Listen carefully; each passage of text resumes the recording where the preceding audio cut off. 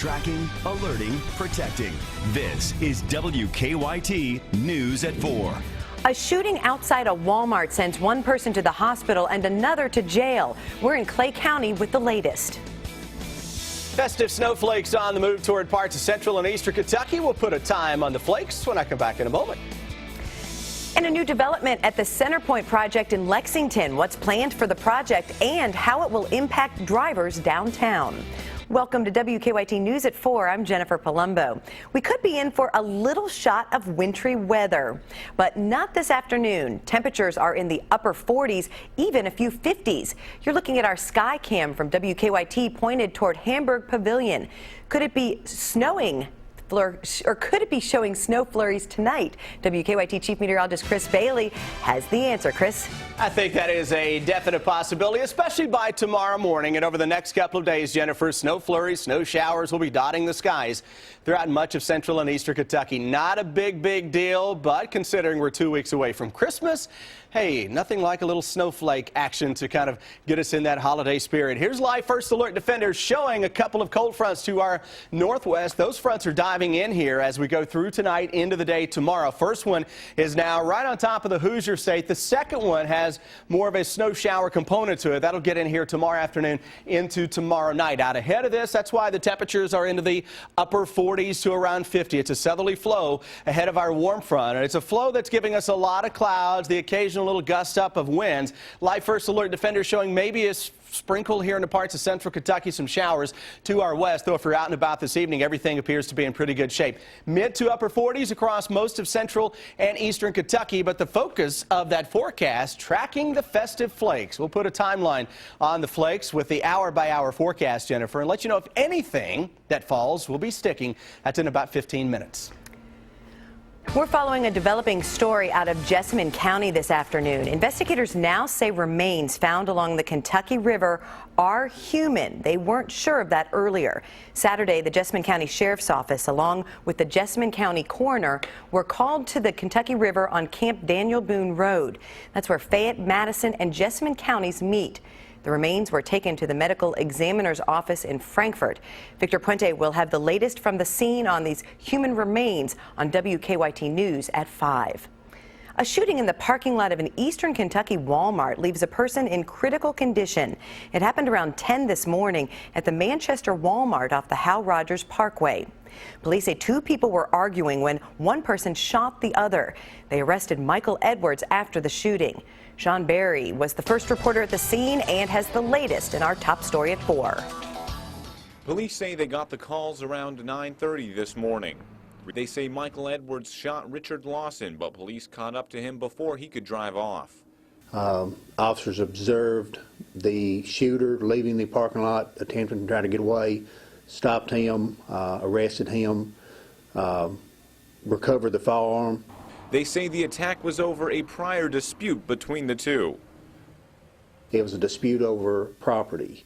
They was both appearing in court this morning, and before they arrived at court, they run into each other at our Walmart. Police say Lawson was shot twice, but was alert when they arrived. He just wanted help, needed help. People who saw the attack were quick to act. There was people there that had done a great job, took applied pressure to the wounds, probably helping him, saving him his life. Emergency crews flew Lawson to UK Hospital for his wounds.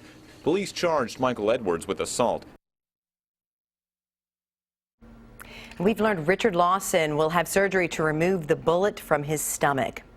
The next phase of the Centerpoint project appears to be on track. The contractor says both tower cranes are scheduled to be in place next week. They said this will require a short closure of West Vine Street between Upper and Limestone on Monday the 15th and another brief closure on Friday the 19th. There will also be one lane closed on West Main Street, leaving 2 lanes open. Our reporters are working on a number of other stories for WKYT starting at 4:30. Sam Dick is in the WKYT newsroom with a look at some of the news in progress. Good afternoon, Sam.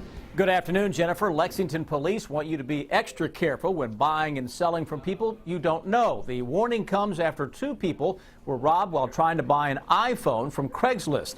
In both cases, an armed robber stole money from the victim during the transaction. Coming up on WKYT News at 4:30, we'll tell you what you can do to keep yourself from becoming a victim. It's only December, but Streets and Roads has already started patching potholes. 2 drivers reported damage from one on Liberty Road near Man-O-War Boulevard over the weekend. Road workers say spots where water collects are the worst, and salt used on the roads during winter can aggravate the problem. Coming up on WKYT News at 4:30, you'll hear from Streets and Roads about the problem and how you can report it. That's a quick look at some of the news in progress. Jennifer, back to you. Thanks, Sam. Now to stories making headlines across the nation at 4. President Barack Obama is weighing in on race-related protests across the country. Tensions boiled over in Northern California as the Highway Patrol clashed with demonstrators overnight. Protesters are still upset about a New York grand jury's decision not to indict an NYPD officer in a chokehold case. Polo Sandoval has the latest. Concern over the wave of fury sweeping across the country weighing on the mind of the commander-in-chief. This isn't going to be solved overnight. President Obama's latest interview with BET. He says young African Americans at the heart of the issue need to be both persistent and patient in helping ease racial tension. When you're dealing with something as deeply rooted as racism or bias in any society, you got to have vigilance, but you have to recognize that it's going to take some time, and you just have to be steady so that you don't give up when we don't get all the way there. The president hoping his message resonates across the country. Demonstrators flooded the streets of Oakland, prompting a heated freeway standoff. Protesters reportedly threw Molotov cocktails, firecrackers, and bottles at the California State Highway Patrol. 8 people were arrested, 2 officers injured, and several businesses vandalized. There's a whole country that's acknowledging the pain of what's going on and something that is not right. But to get your message across, this is not the way to do it. Cross country, a more peaceful protest in Washington. Demonstrators staged a die-in outside of Capitol Hill. It's a scene repeating itself in several cities as people demand justice and change in the wake of back-to-back grand jury decisions declining to indict policemen in the death of 2 African-American men. Reporting in Washington, I'm Polo Sandoval. Here in Lexington, protesters marched through the streets of downtown over the weekend to take part in a movement called Hands Up Kentucky. It's estimated more than 150 people took part in the protest. There were no arrests. The Obama administration is issuing guidelines that ban federal law enforcement from profiling on the basis of religion, national origin, and other characteristics. The Justice Department says it hopes the new policy can be a model for local police departments. Besides religion and national origin, the new rules will ban profiling on the basis of gender, gender identity, and sexual orientation. They also contain major exemptions, including for Homeland Security agents responsible for screening for security at airports and the nation's borders. A small private jet crashed into a home in Maryland's Montgomery County, and a fire official says at least 3 people are dead. They were on the plane when it crashed into the home in Gaithersburg, a Washington, D.C. suburb. A 4th person might have also been on board. The crash set the home and 2 others on fire. Crews have been searching for anyone who might have been in those homes. You can now get Spotify for less than $1. Find out why coming up in WKYT Money Watch. And Microsoft has parted ways with Nook. Find out how much the software company lost coming up on WKYT News at 4. Follow WKYT online at WKYT.com. Join the conversation on Twitter and become a part of the WKYT Facebook family. Wall Street starts off the week in the red. The Dow dropped 106 points to close today at 17,852. The Nasdaq lost 40 and the S&P 15. Microsoft took a chance on the Nook e-reader business and lost. The software company recently sold its stake in the Nook back to Barnes & Noble, taking a $238 million hit on its investment. Just over 2 years ago, Microsoft bought a 17.6% stake in the digital ebook reader for $300 million. In June, Barnes & Noble announced massive layoffs in its Nook division and offloaded production of its tablets to Samsung. Amazon's Kindle, Apple's iPad, and Google's Android tablets dominate the e-reader market, leaving little room for the Nook to cash in. BP plans to announce major job cuts this week. This comes as plunging oil prices are affecting the company's exploration and production projects. Oil prices have dropped about 40% since the summer.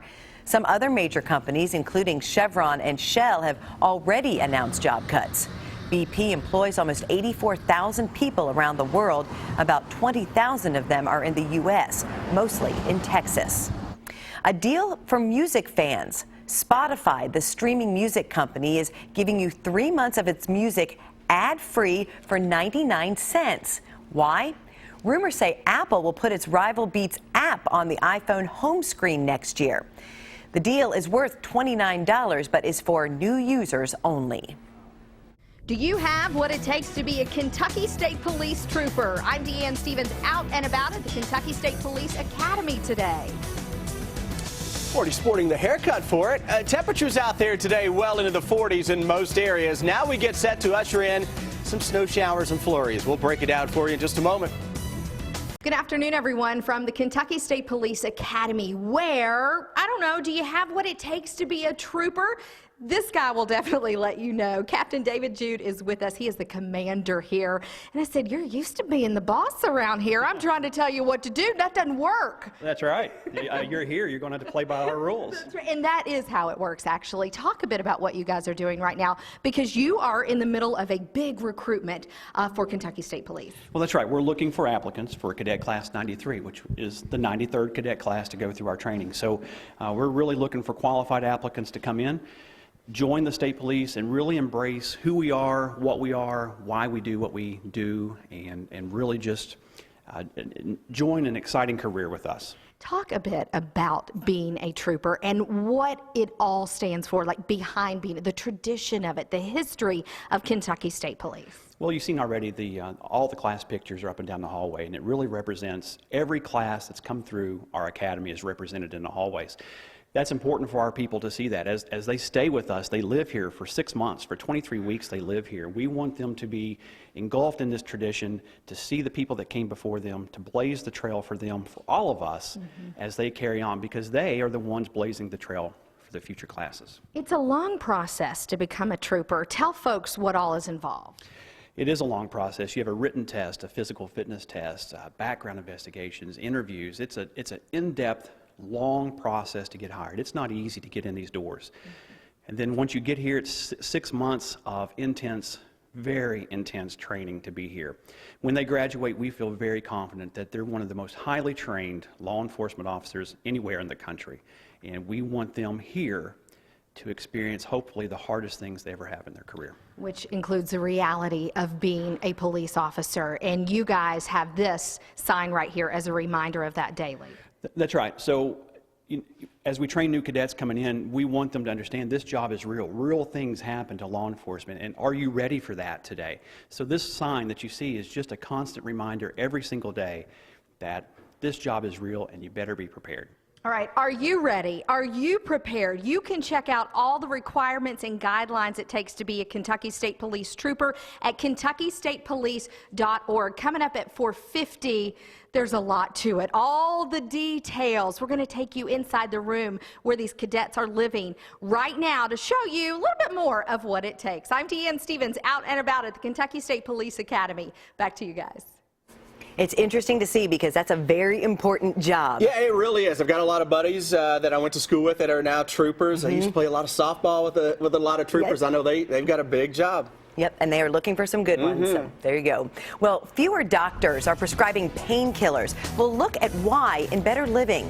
And when it comes to taking prescriptions, text messages may be a good reminder. That's next on WKYT News at 4. And consumer news that impact your life. Addiction to prescription painkillers and drug overdoses have skyrocketed in recent years.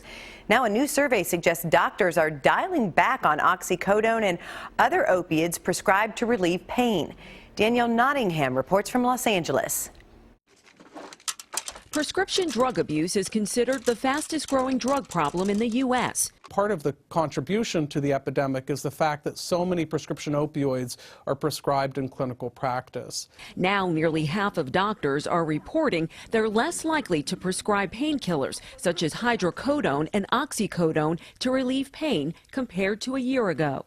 Clinicians may finally be decreasing their over-reliance on these products. Johns Hopkins Bloomberg School of Public Health researchers surveyed hundreds of doctors. 9 in 10 primary care doctors say prescription drug abuse is a moderate or big problem in their communities. Researchers say while opioids play an important role in relieving pain for some patients, they hope the new findings will raise awareness that there are less addictive alternatives. Drugs such as non-steroidal anti-inflammatory drugs and acetaminophen or Tylenol and other stronger pain relievers as well that don't have many of the same risks that prescription opioids have. Patients who are prescribed opioids are also advised to use the lowest dose possible for the shortest period of time. Danielle Nottingham, CBS News, Los Angeles. Doctors say there are also many treatments that do not involve medication that can help manage pain, such as acupuncture, massage, and physical therapy. A new study finds text messages help patients remember to take their medications. London researchers offered text reminders to patients taking blood pressure and cholesterol drugs. They found text messages prevented 1 in 6 people from forgetting medications. USA Today reports McDonald's will expand the Create Your Taste menu. Tests are underway in California, where customers select their bun, cheese, and toppings on a tablet menu. The wait time is 7 minutes. The build-your-own burger bar concept will be in 2,000 McDonald's by next year.